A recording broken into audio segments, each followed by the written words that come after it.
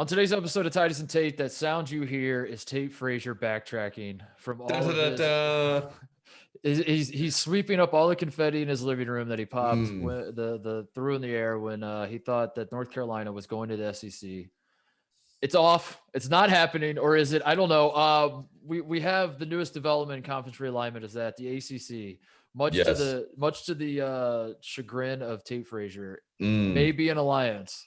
Big Ten and the Pac-12. What are we doing? Why are we going down to second tier? I don't understand. The ACC could be free.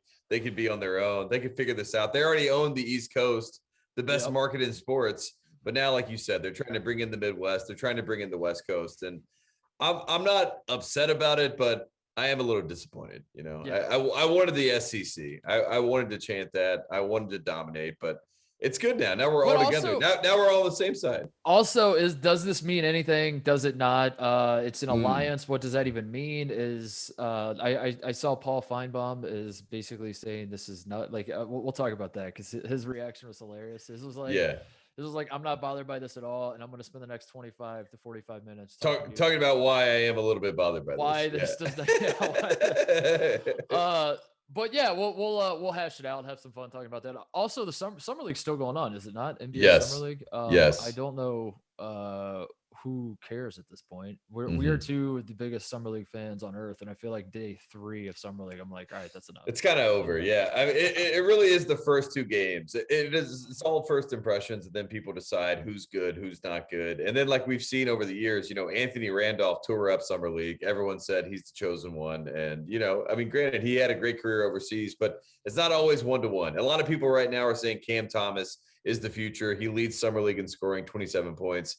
But is he? That's the question we'll ask today, and we'll run through all those names. So it'll be fun. Yeah, not a lot to talk about for being completely honest. Not a lot going on in the world of sports, but thankfully the college landscape will always be that is a content gold mine for as long as as long as we're doing a show. We can always just look at the conference realignment stuff and be like, what's happening next? So we'll talk about that a little bit, see where else this goes. But first, Woody Durham.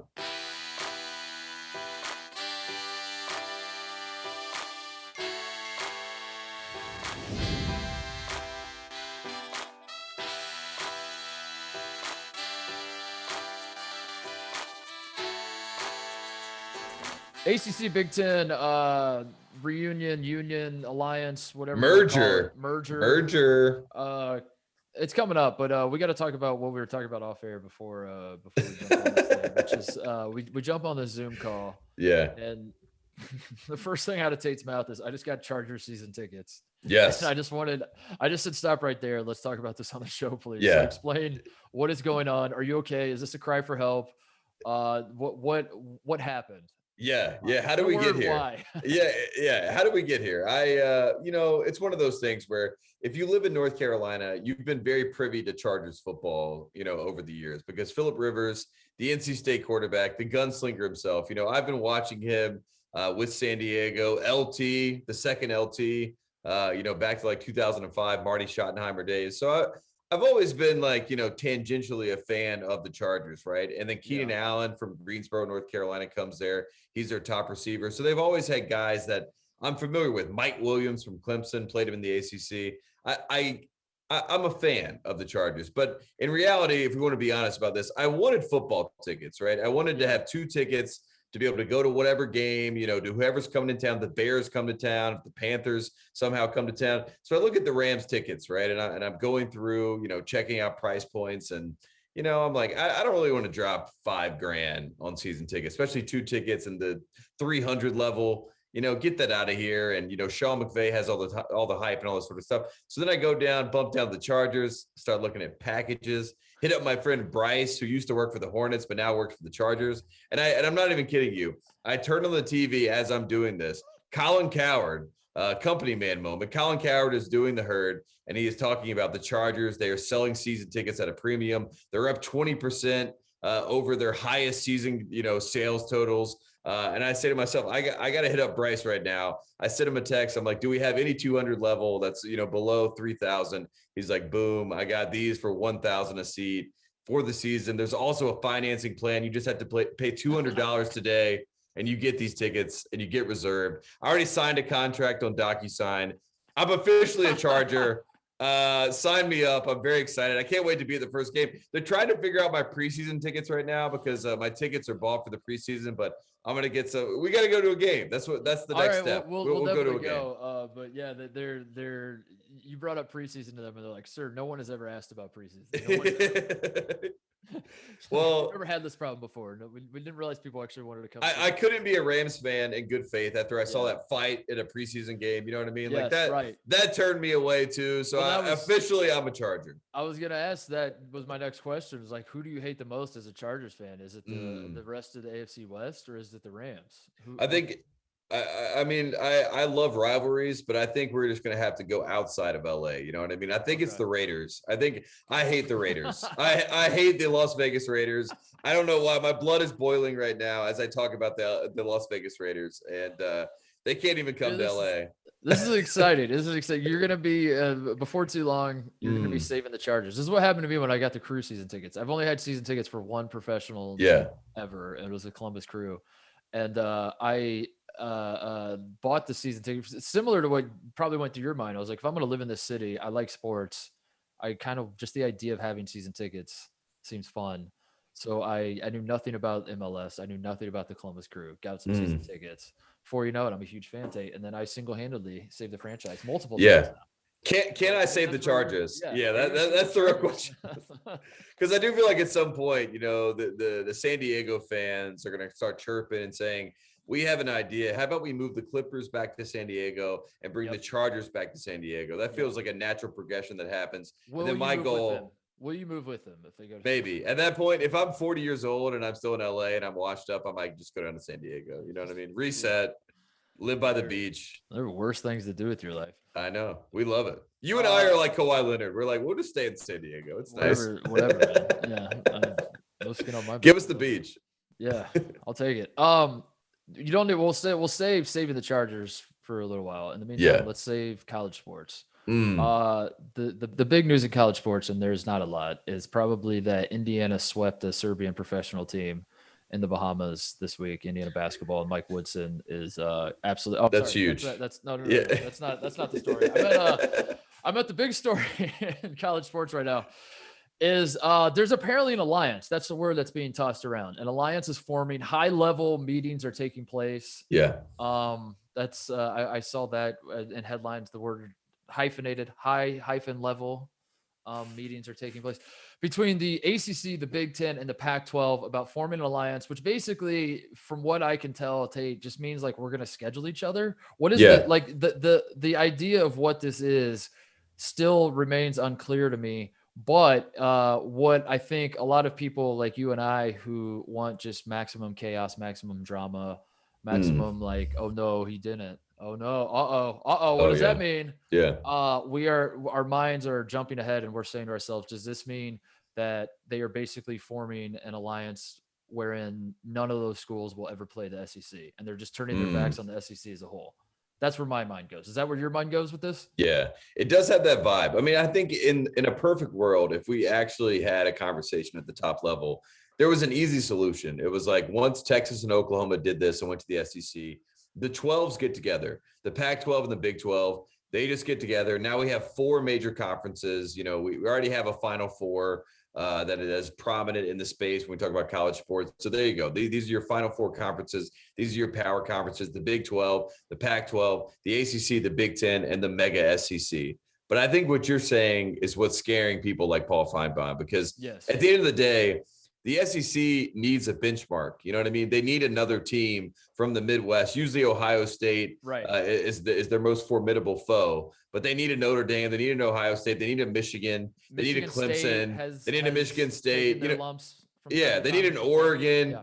You know, they need a USC. They need a team that they can beat up on to say, see, we're the best and we can chant SEC, because you can't really chant SEC if everyone that you play is in the SEC and you're just beating up on each other. There's no conference pride there.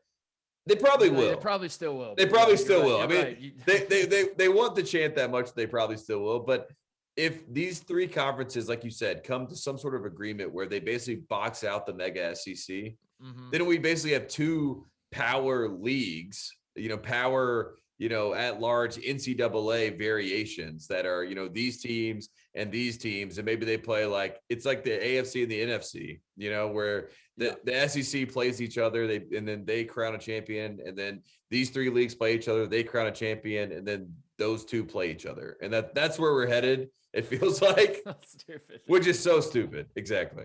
It is all landscape shifting and optics and all these different ways to say the same thing, and it just makes zero sense. But also, for now, it's just like a scheduling alliance, right? Like, it's just like we're just going to schedule each other, which is kind of already happening. So I don't fully get it. But also, this is not like something has to change. Like, you can't just sit back and allow the SEC to build a super conference and the Big Ten, but the Big Ten especially, because the Big Ten, I know how much you love the ACC, Tate, but if we're being honest, if we're picking another conference that's not the SEC that has the cachet and frankly the bank account to go toe to toe with the SEC, it's got to be the Big Ten, right? And the Big Ten can't just sit back and allow the SEC to collect assets, for lack of a better term, and just scoop up a bunch of teams and build a super conference. And maybe they find a way to get Clemson and Florida State, which I understand that like that's going to cost a ton of money given contracts, but also $1 billion, literally. Also, to get Florida State over there and Clemson over there, it's $1 billion, which is absolutely nothing for ESPN, which is absolutely nothing for the mouse. Like, ESPN's in bed with ESPN's in bed with the SEC. Like, I don't know how many times have we said in sports history, how many times is a certain dollar amount like a barrier, and someone says that's impossible, that costs too much money. Guess what? They find the money. It makes you think of Robinson Cano. I remember Robinson Cano asked for like $250 million, and then the Mariners were like, yeah, we can do that. I'm like, what? It makes no sense. Like the Big Ten had to do something. I don't know what this really is though. Like this is, if this is in fact just a scheduling thing. This is a veiled threat. It's a veiled threat. Yeah. It's a move that says we are aware of what you're up to. Yes. And we are not like gonna just sit here, but at the same time we're kind of just gonna sit here, but also we're monitoring the situation, basically. That's kind of how I read it. And it's also, I am at the point where Duke and Carolina it's over. The rivalry is dead because Coach K is Duke. So Duke is done. RIP Duke, the entire basketball program. You guys probably have 5 more years to let this K sort of cape riding go on. But the new future, basketball powerhouse conversation that we have to have is North Carolina versus UCLA. I think that is the biggest rivalry in basketball. It goes all the way back to, we took Larry Drew over Jeffrey Jordan. And then Larry Drew came to Carolina, tried to ruin our program, and then transferred to UCLA. The Ware twins came in after Tyler Hansbrough, tried to ruin our program, transferred to UCLA. There's already a built-in rivalry over this decade between these two blue bloods. When you talk about the best programs in college basketball history, you can talk about Michael Jordan, you can talk about Kareem Abdul-Jabbar. Either one of those guys is the GOAT. You know what I mean? Who does Duke have? Grant Hill? No, get him out of here. So basically, Titus, here's what I have to propose. If this were to happen, UCLA, North Carolina, that is the new blue blood rivalry. That is what the world wants to see. It's John Wooden's, pyramid of success versus Dean Smith, who changed the game forever. You got Kareem Abdul-Jabbar, some people say is the GOAT. You got Michael Jordan, some people say is the GOAT. Now you got them competing against each other. You got California culture versus the classy culture of North Carolina in the South. I mean, this is a culture war. This is a blue blood war. This is the end of Duke, North Carolina, the new future rivalry of the blue bloods, North Carolina versus UCLA. That's how I see it. All right. And that's the only thing that I have I have a little bit of excitement for that. And then also Kentucky's done. Because Kentucky, like Kansas, is in this new mega conference. So Kansas, North Carolina, Duke, UCLA. There you go. That's what I was going to ask you. You're not an SEC guy, but you are a Southerner, which is, for most of the country, what's the difference, right? Yeah, they don't exactly. Most of the country has no idea. They don't. We hear a slight twang in your voice, and we're like, yeah, that guy loves the SEC. Or from Texas. That's pretty much how it works. So in your mind, if in fact this is where we're headed, if the Big Ten, the ACC, and the Pac-12, still no word on what's happening with the Big 12, but I mean the writing's kind of on the wall. RIP. It'll be stripped for parts, and I don't know, most of the parts will go to the Pac-12 and Big Ten, I assume.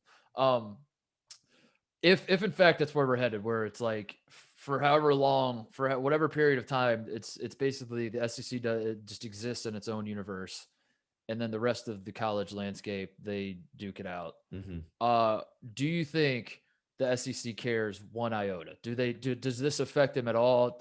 Certainly from a football standpoint, I feel like this does not matter. I feel like the SEC champion thinks they've won the national championship already, and more often than not, they end up winning a national championship.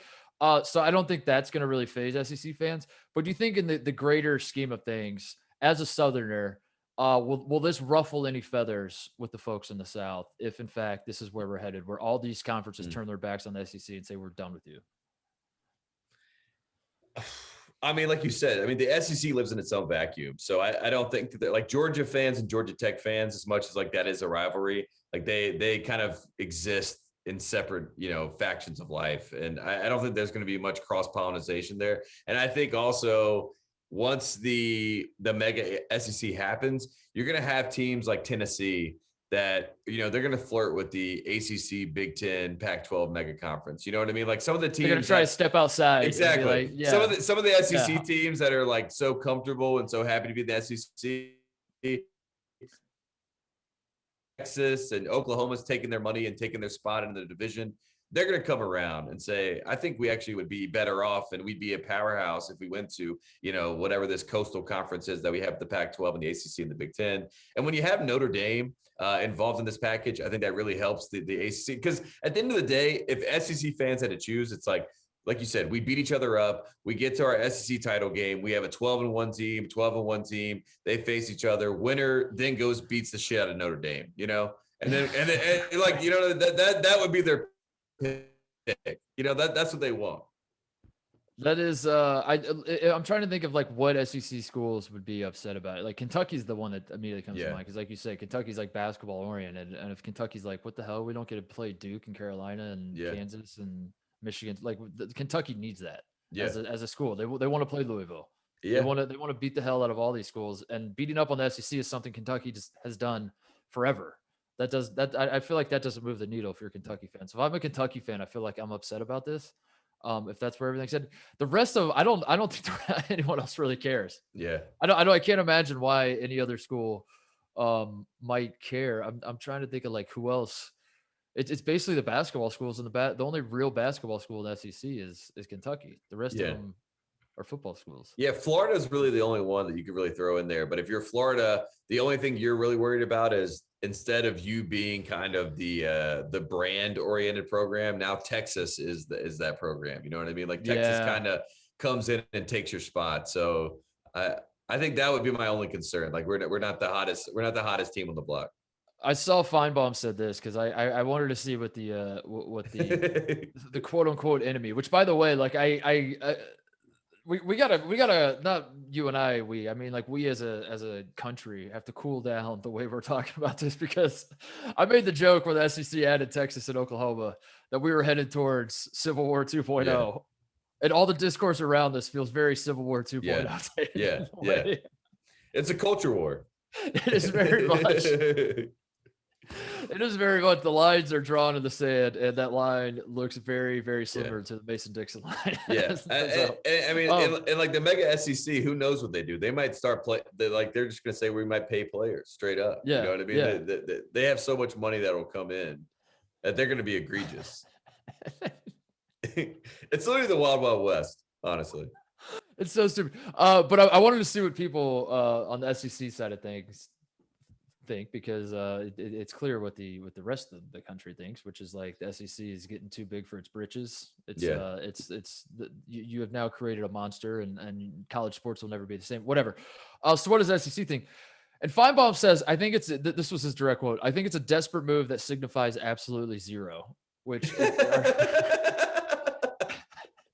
fair and balanced. Should we say are those not contradictory thoughts? Like, how could it be a desperate move that if it's a desperate move by definition in my mind, that's like, this is very serious and something needs to be done. And we're making a desperate move, but it signifies nothing. Would it not signify that the other conferences are desperate? I don't know. And he goes on to say, like, there's simply, if you're sitting there in all these other leagues, you've looked at the map and you've tried to do the math, there's simply no move. This is what slayed me. And I actually stopped reading this article because I was laughing so hard.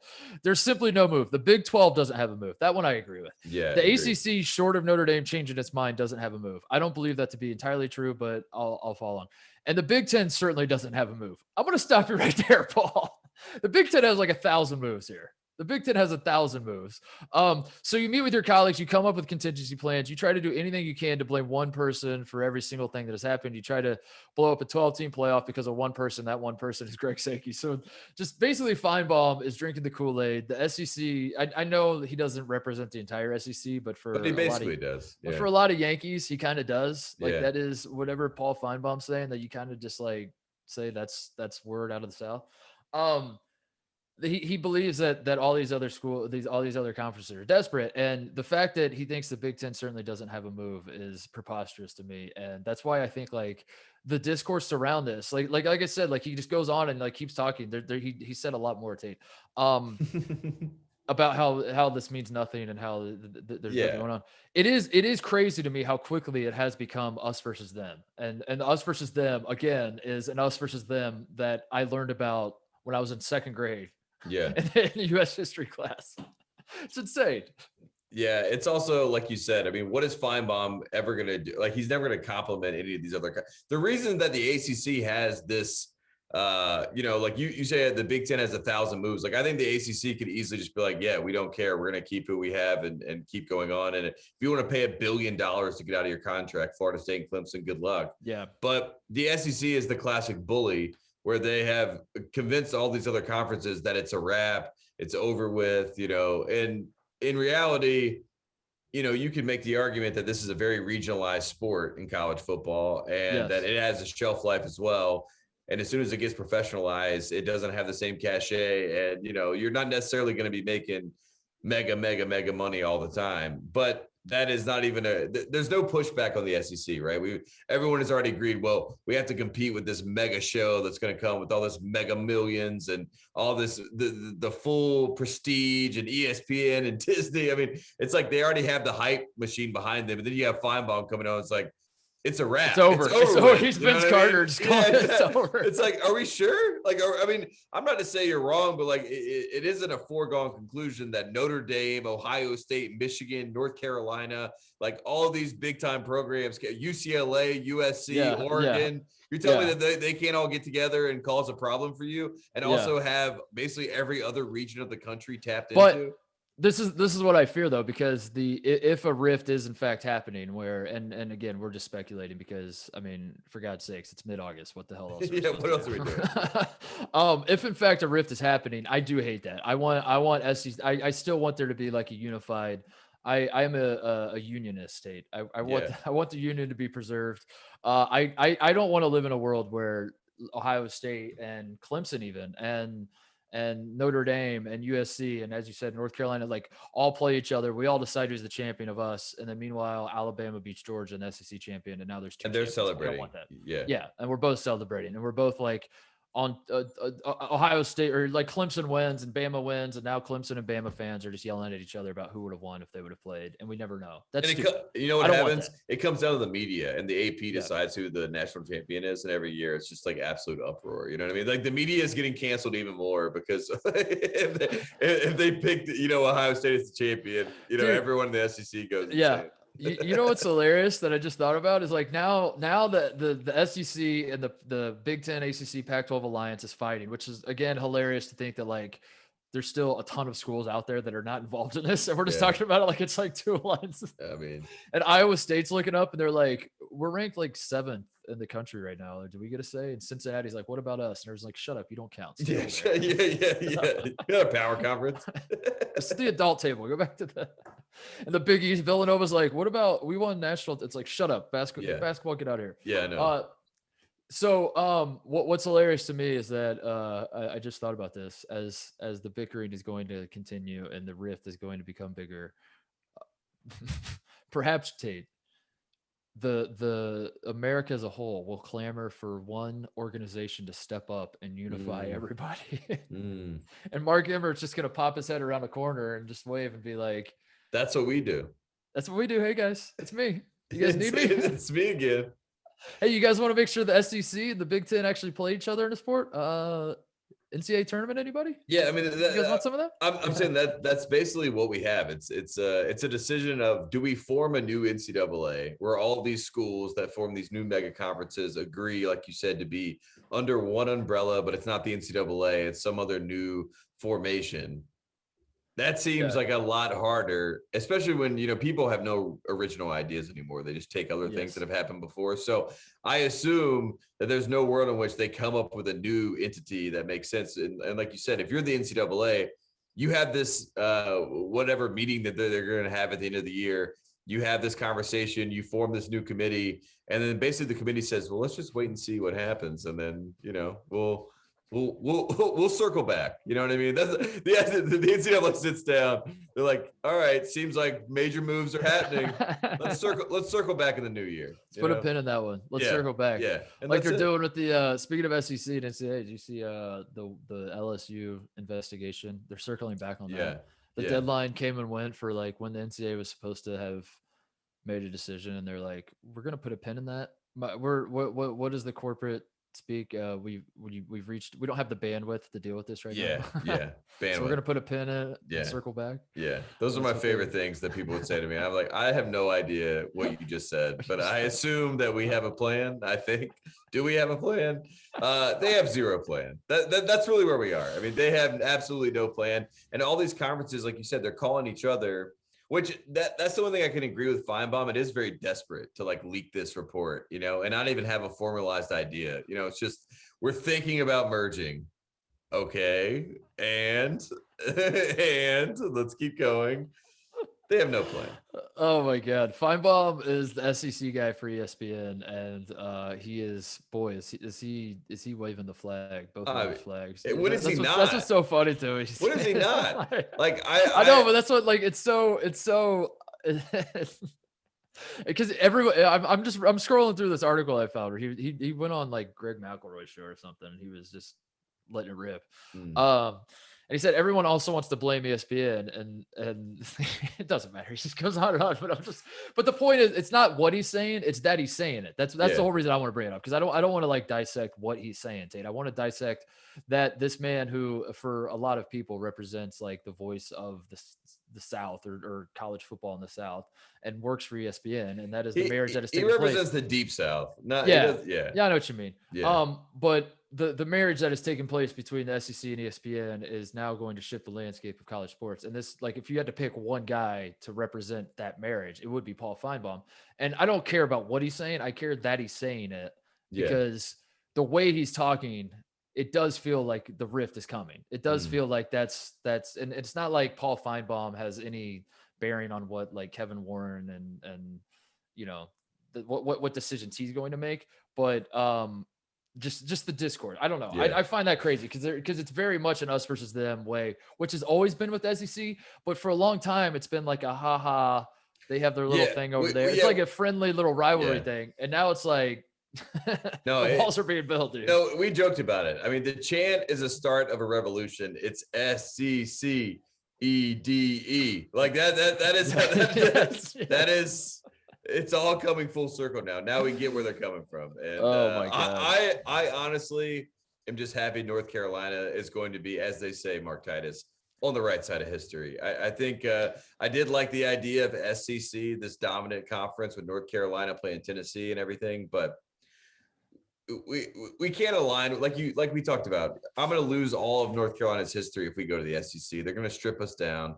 They're going to put us second tier. We have no real shot, at actually being a part of this conference. And that's why if you're Texas or Oklahoma, Texas probably can get away with it, but you have to be a little bit worried that they treat you like a second-class citizen. It sounds really good on paper, but they're not very privy to adding in more people to the SEC. You know what I mean? Like they seem pretty content where they are. Oh man, good times. Well, that is certainly something we Yeah. will monitor the situation as we say on this show. But right now, yeah, it does just sort of feel like a scheduling alliance, which is cool, I guess. But it's also like, I mean, the one thing I saw Finebaum say that actually did kind of make some sense is that like if this is in fact just a scheduling alliance, like that seems to already be happening anyway. So what Yeah. does that mean? You Yeah. know, Yeah. like we're already scheduling. But if it's like a mandated thing, that would be sick. If it's mandated that like the Big Ten champion has to play the Pac-12, and if it's like an ACC Big Ten Challenge deal where they like Yeah. match up football games based on last year, it's like Ohio State and Clemson and Oregon are basically playing each other every year. That's sick. That's Yeah, pretty that awesome. I like that. But just as long as it's not at the expense of actual rivalry games, yeah, and that's what usually happens. Like we lose Wake Forest, North Carolina, or yeah, NC State, Duke. Like some of these games that used to have tradition, you're just like, throw that out. I think that's where we're headed though. Yeah, exactly. I Well, mean, because none of these people care. none of them care. Well, Yeah. and that's really the problem. It's like the commissioners and the big time money people that are making these business decisions is exactly what they are. They're business decisions. They have nothing to do with the fans. They have nothing to do with the pageantry of college sports at any level. I mean, they could care less. And eventually, that's what I mean by you think you can keep milking the cow until the cow turns around and says, like, get off me. Like I'm like, and kicks you away, like you can't just keep milking that cow. And that's what we're trying to do right now. And if you disrespect what actually matters, which is, the feeling of pride about your home school, your home team, your home state, all that sort of stuff. And now you're playing teams in California and there's no connectivity, there's no connective tissue. It could be a recipe for a disaster. Who knows? I think the reason I'm so giddy about all this, because I for some reason, and I think I know the reason, but for some reason I am all of this change, like the fact that like college sports as I know them are being absolutely nuked. It will never be the same. It already happened with the name, image, likeness stuff, and for some reason I like welcome it, and the chaos is funny to me, and I Yeah. genuinely don't care. It might be because I know, like, I went to a school, Ohio State, that I know will be fine. You went to North Carolina. North Carolina is going to be fine. You have a great athletic program. You're Yeah. a football school now. Yeah. You Thank you God. you care so much about academics that you give your student athletes free A's. No, that's Auburn. All, all of that.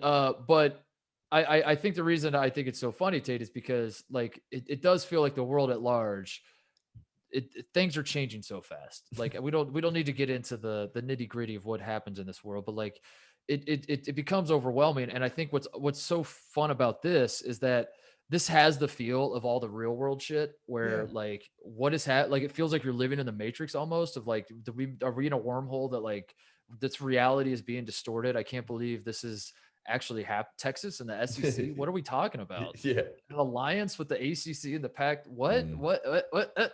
And your brain's like short circuiting. And the reason I welcome this is because all the other stuff in the real world matters, and there's real world stakes, and there's sometimes life and death, and otherwise, and the arguing is actually like on the one hand, I'm like, man, I wish like all the arguing would shut up, and then on the other hand, I'm like, yeah, but like given the stakes, I understand why the arguing is taking place. There are no stakes in this. There's a ton of money at stake for people that aren't you and I, but like ultimately I don't mean to downplay what college sports are because they mean a ton to you and I, and like it's very important and it's part of the culture of what we grew up in and all that. But like ultimately it's kind of stupid in the end. You know what I mean? And that's what makes it fun and funny to me, I guess. And I guess again, I'm speaking from a place of privilege being an Ohio State fan because I know that if I went to Iowa State, for example, I would not think it's quite as funny. If I went to Kansas State, I'd be like, this is not funny at all. But yeah, I think that's what it is it's like, you know that the change is coming. You have no idea what it's going to look like. I think the people in charge have no idea what it's going to look like. They're throwing shit up against the wall to see what sticks. You know, the SEC has called Clemson and Florida State as much as they're going to say they haven't. They have. They've taken those calls. They've looked at contracts. Like nothing is off the table. And this is what we talked about when Texas went to the SEC in the first place, is that if you want to make an argument that UCLA is going to leave the Pac-12 to join the Big East in basketball, like I'll listen to you. Nothing is out of the ordinary anymore. I don't think it's going to happen. It doesn't make a lot of sense to me, but like, if you've put together an argument, you're like, listen, hear me out on this. I'd be like, all right, I'll let you have your 5 minutes to make your case. Because that's the world we live in now where literally anything feels feasible to me. And I don't know, at a certain point you can like try to fight that and be like, but what about the Kansas Missouri basketball rivalry? What does that mean? Or you could just throw your hands up and be like, dude, I mean, it's going to happen anyway. Let's just have some fun and see where it goes. Yeah, and it's also one of those things where if it does go away, it could always come back. Because Texas A&M, when Texas A&M went to the SEC, everyone's like, "How are you going to let this rivalry die?" And then 5 years later, Texas is like, "We'll see you there." Texas A&M is like, "No, don't." Dude, it worked well for Louisville and Kentucky in basketball. Like they didn't play forever, and they insisted that made their rivalry more intense. Yeah, because they couldn't even play. That's how intense it was. We hate each other so much we don't even play each other. Meanwhile, Papa John literally went from Louisville to Kentucky in like a week.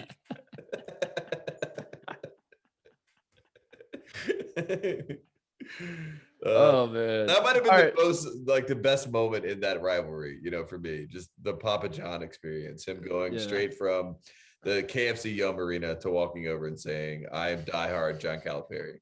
And Calipari welcoming it. He's like, in my mind, he jogged from one arena to the other. Yeah, yes. I think he sprinted based on what he was using. All right, we'll take a break, come back, and I don't know, run out the clock basically on the show. Yeah. Let's hope it happens. I need a merger.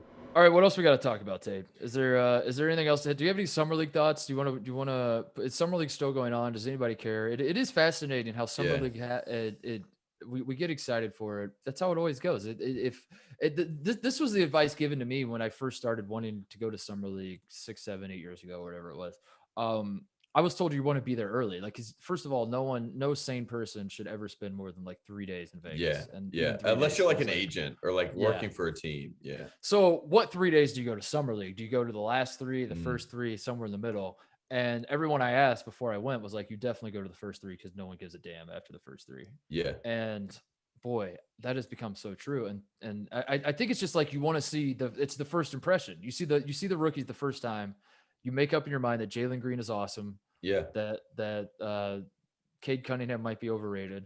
And then we run with it, and that's it. And I don't need to see anything else. In fact, Evan Mobley got shut down, didn't he? Isn't he done? Didn't he play like 2 or 3 games? And the Cavs were like, that's enough. We've seen. Even the Cavs are doing. The Cleveland Cavs are like, we've seen enough. Yeah. Shut it down. I mean, even like the Boston Celtics, like the Peyton Pritchard comes out and is dropping 30 in every game, and they're like, oh, he's too good to be playing in summer league. Like, shut him down. That's the other part with summer league. There's like the rookies are the fascinating part. Like you said, we're coming for first impressions. We're coming for the hot takes. We're worried about, like Corey Kispert, I think hasn't made a 3 yet. So that's like a conversation where can his game extend to the 3-point line in the NBA? And it was funny because Isaiah Thomas, as he was talking about that, he literally was like, well, why doesn't he just shoot a 2? And then like, I think like someone's head exploded like in the broadcast. They're like, wait a second. And Isaiah Thomas literally broke down the game. It was so funny. He goes, yeah, there are 5 scoring areas on the floor. And right now the Washington Wizards are only using 2, the layup and the 3-point. It was like a very like elementary description of basketball, but it also made a lot of sense. You're like, yeah, why doesn't Corey Kispert just like take that mid-range 2 right there? Maybe it's a better shot for him. But like you said, it's all an overreaction. And at the end of the day, it's not even real NBA basketball that we're getting to watch. It's a glorified pickup game.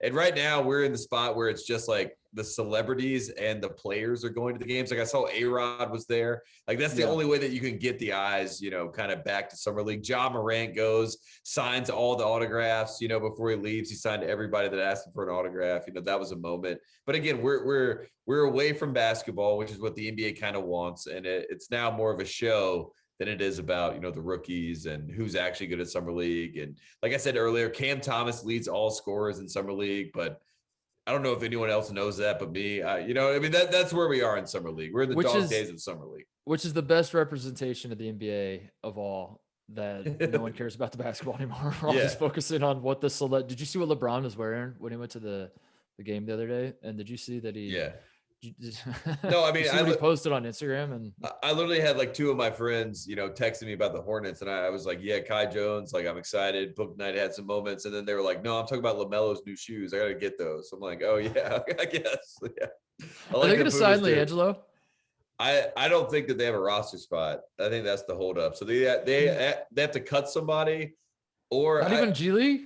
Well, I don't think Jello wants to play in the G League. I mean, maybe they get him in the G League, but That's what they would have to coerce him into do. They're trying to make LaMelo happy. So I think that their goal with this is to like put Jello on a stage and then another team. You know, it's a very Master P. Remember Master P when he did this? Master P played in the preseason for the Hornets and tried to make the roster, and then it never worked out. And then the Raptors signed him, and then he played for the Raptors. You know what I mean? They're trying to do that for Jello. Like get him. I think get him signed. This is the second half summer league move. I think the first half, like they should come out and straight up say it. Like the first half of Vegas summer league, all the rookies play. That's fine. The start of it is fun. You see Greg Oden foul out with 10 fouls. All those stories are fun. You jump to conclusions. Kevin Knox looks awesome. Trae Young sucks, et cetera, et cetera. Once that phase is over, like the first 4 days, 5 days, whatever. Yeah, Kevin Knox is really the one that you're just like. Hold up a second. Once that phase is over, we do a hard pivot to like spring training baseball where Kenny Chesney and Garth Brooks and Billy Crystal are trying out for teams. And we do that with Master P and Tony Romo when he suited up for the Mavericks that one game. Do you remember that, by the way? Yeah. How about Ahmad Rashad did that with the Ahmad Sixers? Rashad, yeah. That should be the back half of Summer League. We should let that happen. Kevin Hart is just playing for every single team. Justin Bieber versus Kevin Hart. I'd watch. Kevin Hart, the hardest work. Like Kevin Hart literally plays like 12 games a day because he just is one after another. Whatever teams are playing, he just picks one side. Like sometimes he switches teams at half. Yeah. No, mid game, he just goes and sits on the other bench. You're like, Kevin. It's like I'm with the Blazers. Oh man. Yeah, that's all we really need. That's really it. Anything else? Shout outs, closeouts, I guess. Let's just wrap this thing up. Yeah, let's wrap it up. Let's run through some of the bigger stories. I honestly, it's one of those things where in sports in general, really don't have much going on, so it's all drama. So I want to shout out PJ Washington. I don't know if you saw this story. I didn't see it. PJ Washington, we're here for you. I mean, you're a college basketball guy. You're a blue blood. We have your back. I'm an avid follower of Hoodville, and he needed someone behind him to just say like, PJ, are we sure here? Are we sure we need? I mean, he was losing it. He was down bad on Instagram this weekend. Wanted to see his son. I just want to shout him out because I want to give him a hug. You know what I mean? I love PJ Washington. So pro athletes need like a PR guy who steps up for them. Obviously susses this out. Yeah. Like when they commit crime, I'm not talking about that. I'm not talking about like when they're accused of actual crime. I'm talking about like when they're manipulated. When they're manipulated and there's bad PR floating around that they're such as the PJ Washington story. And there's just a guy like a Johnny Cochran type figure who's like, this is my lane and I'm just going to step up and I'm going to squash this and I'm going to get out in front of this. And I'm going to run point on this and we're going to salvage PJ. It feels like a Tyler Perry character. You know what I mean? Like in a movie that he's like, the negotiator. He's just going to come in, just like fix the problem, get you out of there clean. He starts suing all these media outlets and sends them cease and desist, retractions left and right, and that. No, I did see that, and my white ass was trying to keep up with what the hell was going on because it was very confusing to suss it all out, and then finally, as soon as I understood what the story was, which like I then realized it was all fake. Right. It was all bullshit. So I really need to hash out what the story is. I mean, it is fake. It's like the numbers are fake, like how much money he owes for child support every month. That's all fake. But the actual situation is real. You know sure. I mean? Yeah. But the situation, the fact that he's paying child support in and of itself is not particularly noteworthy. Yeah, it is the story is the number that it was like 200,000, right? Like that floated.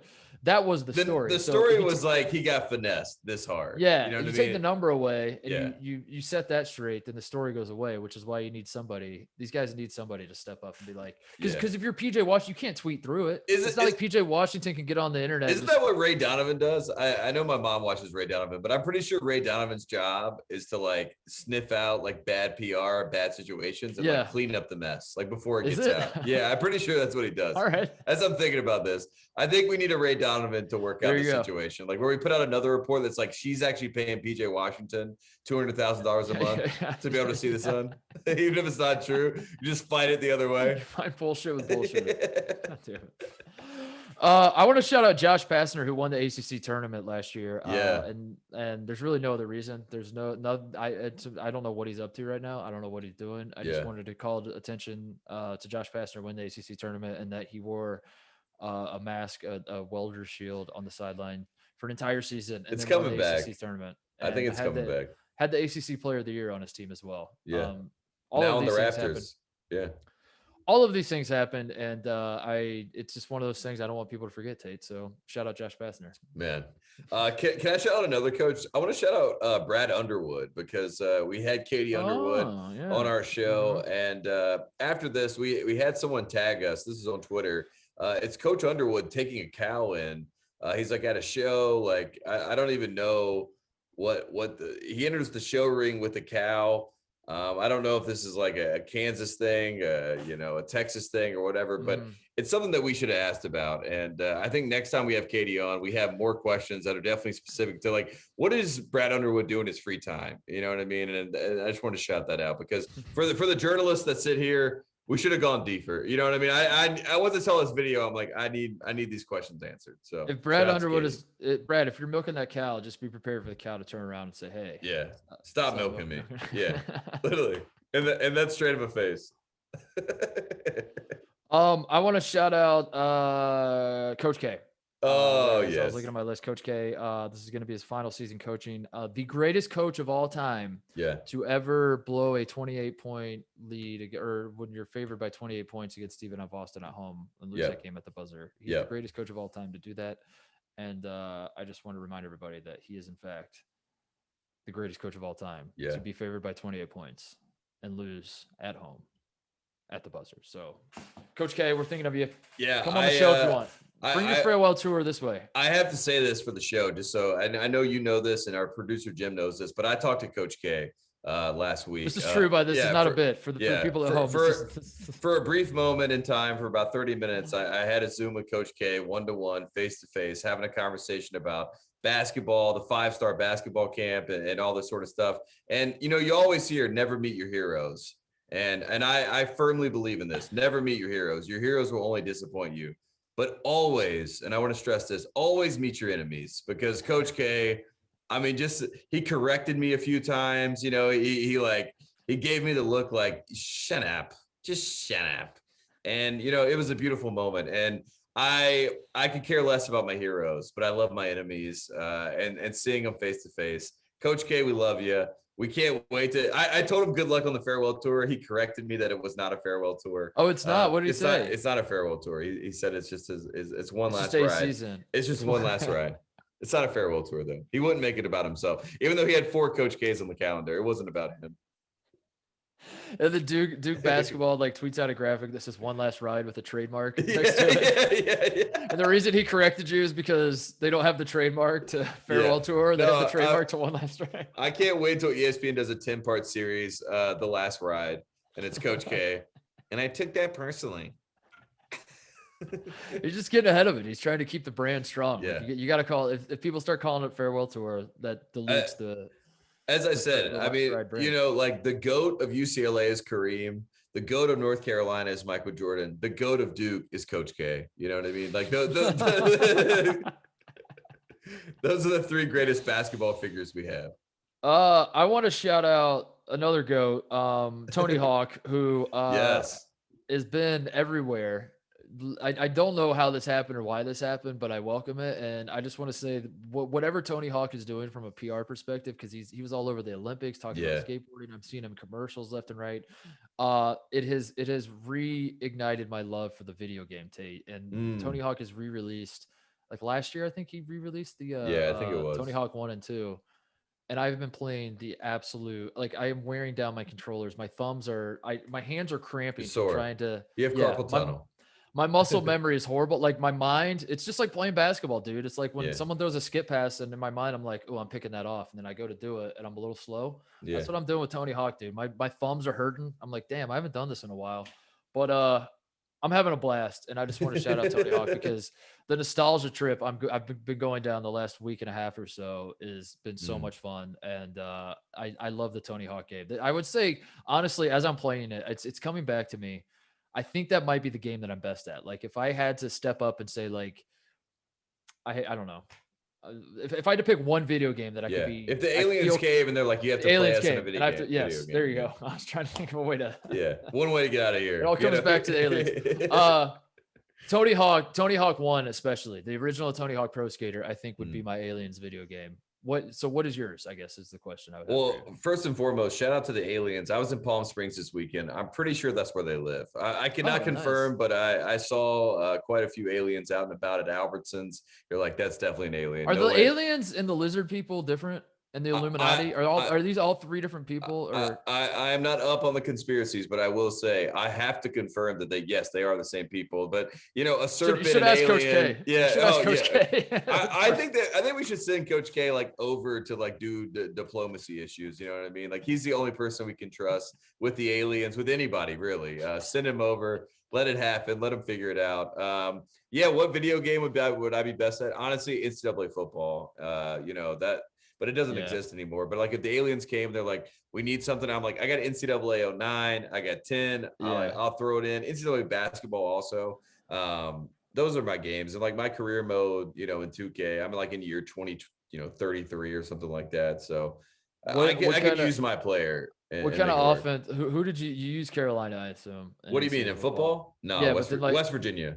Pat White, Virginia. Pat White, Steve Slayton, Noel Devine. Yeah. I mean, that was the times. Yeah, that was it was unstoppable because like Pat White was the Mike Vick of college football. You know what I mean? It was just like, I don't have anyone open on my 4 verts. Let me just roll out and just run for 40 yards. And dude, my first memory of playing NCAA football was using Eric Crouch in Nebraska to run the option, and nice. I just abused the option. And then I remember like every game after that, like I put myself in a box because like all I knew how to do was play with Nebraska and run the option. Yeah. So then the following year, like Eric Crouch isn't on the game anymore. And I was like, wait, what just happened?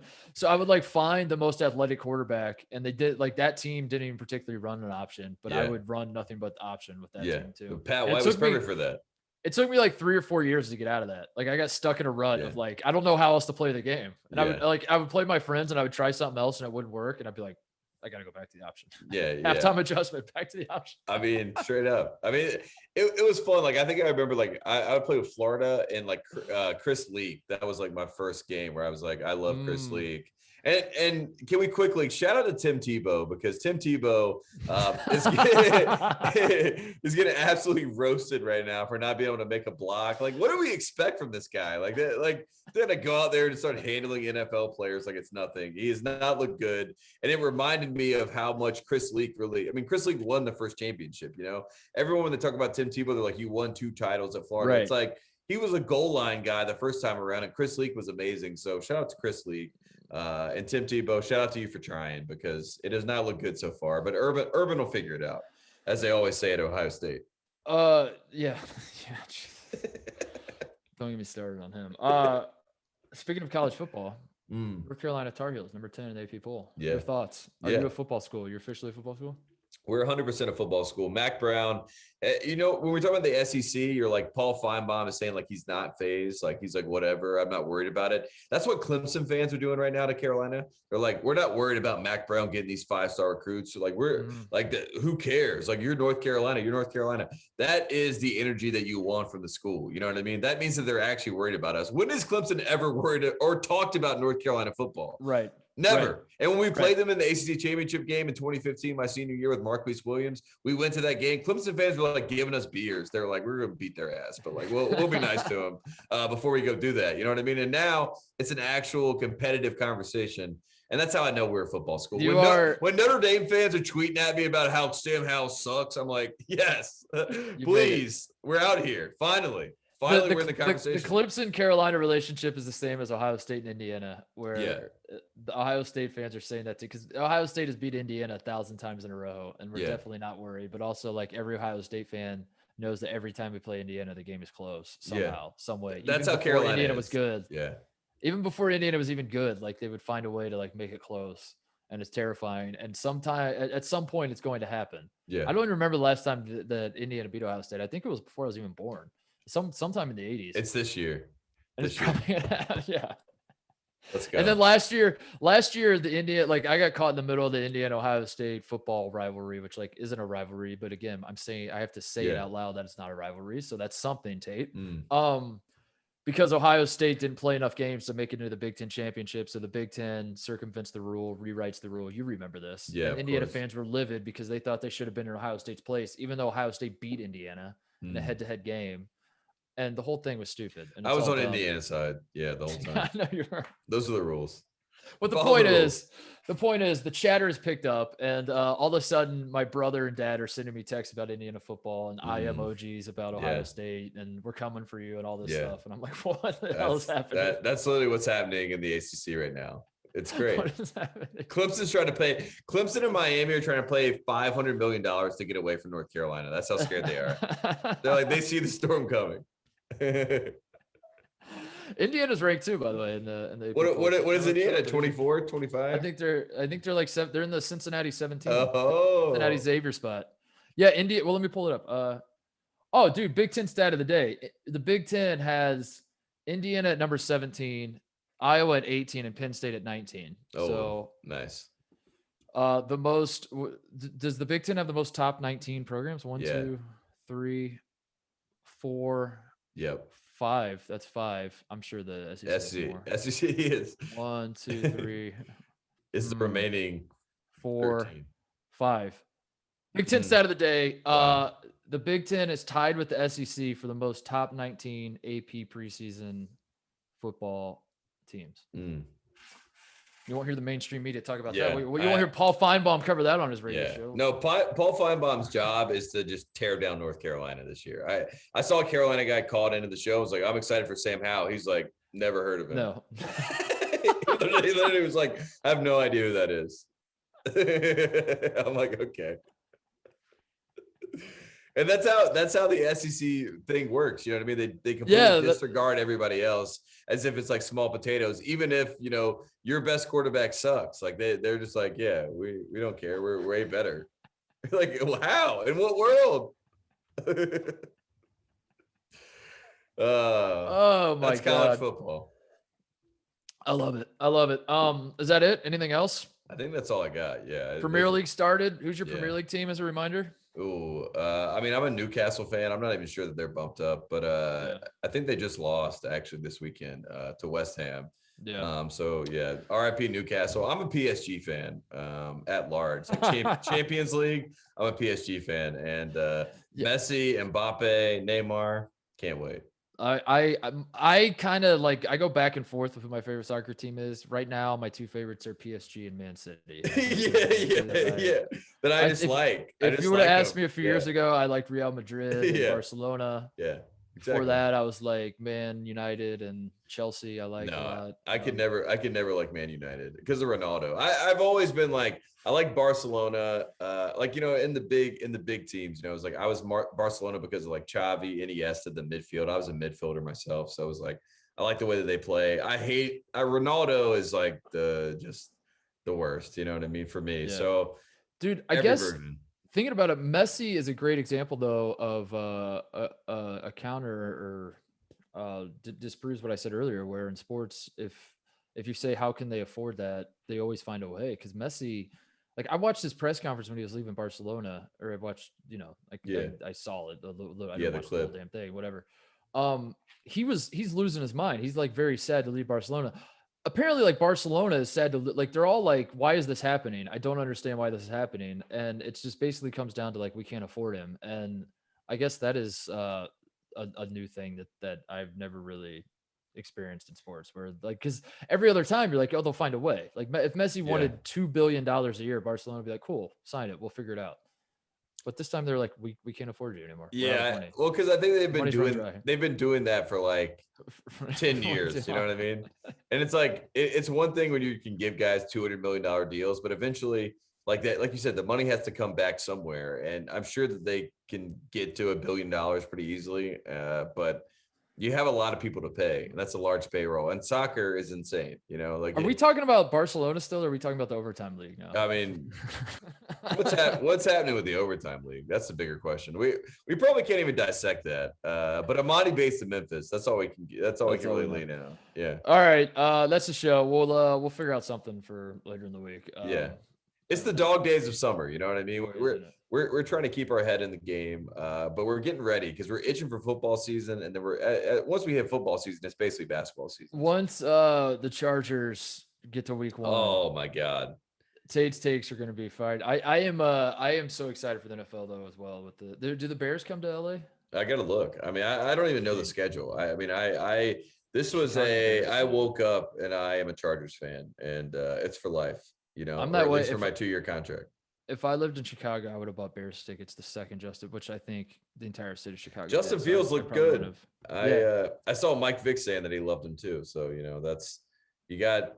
Justin Fields has got good energy going, and I was worried he was going to get Trubisky, but it looks good so far. I didn't like the comment though that he said the preseason was slow. He just doesn't. He don't say anything. You know what I mean? Like when they ask you those questions to set you up, just say no comment. And then everyone's like, "Oh man, he's mysterious. I like him." But when you say it's slow, people are like, "I kind of want him to get hit." I wanted to speed up for him.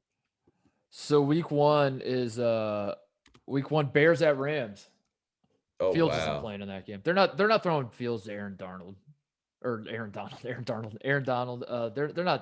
him out there against Donald. Yeah, I think they will. I think you let Andy Dalton get broken in half, and then maybe you let Dalton. Yeah, maybe you let Dalton. And then Fields starts week 2 against the Bengals at home. I think that's not. Hey, first home game for the Chargers. Cowboys at Chargers, September 19th. Ooh, let's go. then we get the Browns at the Chargers, the Patriots at the Chargers, the Vikings at the Chargers, the Steelers at the Chargers, the Giants at the Chargers, the Chiefs at the Chargers, the Broncos at the Chargers.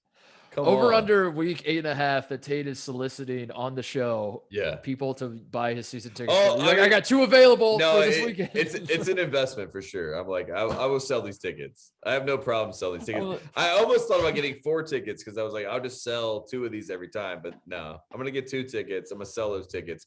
But I'm gonna go to the Cowboys game at least. You just straight up say. I say, Tate, anything else before we go? And you're like, yeah, I got 2 this weekend. The Lions are coming to town against the Chargers. Yep. Hit me up on Twitter. Hey, Section 206. Section 206. It's going to be lit. I can't wait to see people there. I got to get my Keenan Allen jersey. I got to get it shipped out here. All right. Well, as you do that, I will go play Tony Hawk, and we will see you guys later this week. See you then.